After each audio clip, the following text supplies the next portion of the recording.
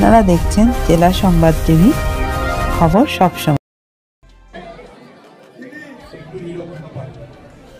উত্তরবঙ্গে প্রাকৃতিক বিপর্যয়ের মধ্যে কলকাতায় কার্নিভাল নিয়ে তীব্র কটাক্ষ করলেন বিজেপির রাজ্য সভাপতি এবং সাংসদ শ্রমিক ভট্টাচার্য।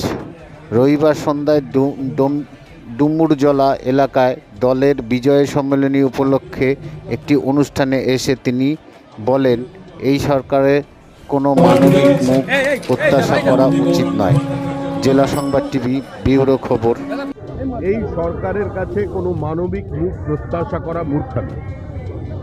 আজকের দিনটা আনন্দের দিন নয়, উৎসবের দিন নয়। আজকের মুখ্যমন্ত্রী যাওয়া উচিত ছিল উত্তরবঙ্গে। তার কার্নিভাল বাতিল করে মুখ্যমন্ত্রী উত্তরবঙ্গে গিয়ে মানুষের পাশে দাঁড়াতে পারতেন।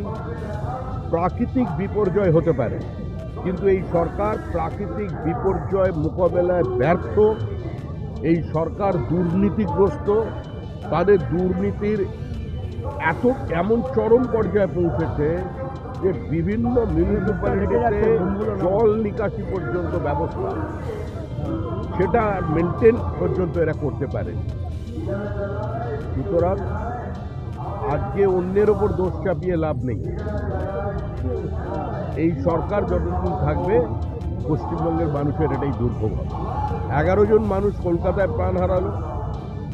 আমফান থেকে তারা কোনো শিক্ষা অতীতে নেয়নি, সেটা কলকাতায় বোঝা গেল।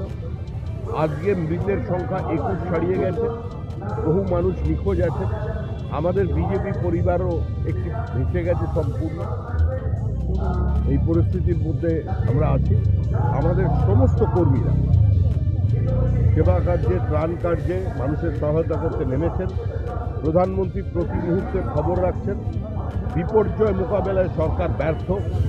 সরকারের এই মুহূর্তে পশ্চিমবঙ্গের বিপর্যয় মোকাবেলা করছে ন্যাশনাল ডিজাস্টার ম্যানেজমেন্ট ফোর্স, ইন্ডিয়ার তারা কাজ করছে কয়েকটা টিম। স্বরাষ্ট্রমন্ত্রী টুইট করে জানিয়েছেন আরও ফোর্স রেডি আছে, সর্বপ্রকার সহযোগিতা করা হচ্ছে।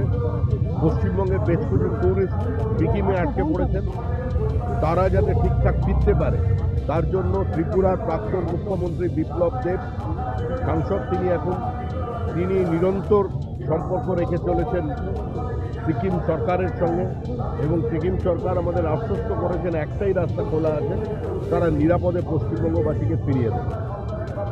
এই পরিস্থিতিতে দাঁড়িয়ে চলছে। আমি নিজে কাল সকালবেলা আমি যাচ্ছি উত্তরবঙ্গে।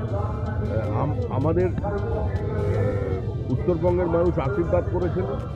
এই সরকার উত্তরবঙ্গের মানুষের সঙ্গে প্রতারণা করেছে, বিশ্বাসঘাতকতা করেছে। ছোট ছোট নদী থেকে বোল্ডার তুলেছে, ইললিগাল স্যান্ড মাইনিং করেছে, নদীর গতিমুখ বদলে গেছে।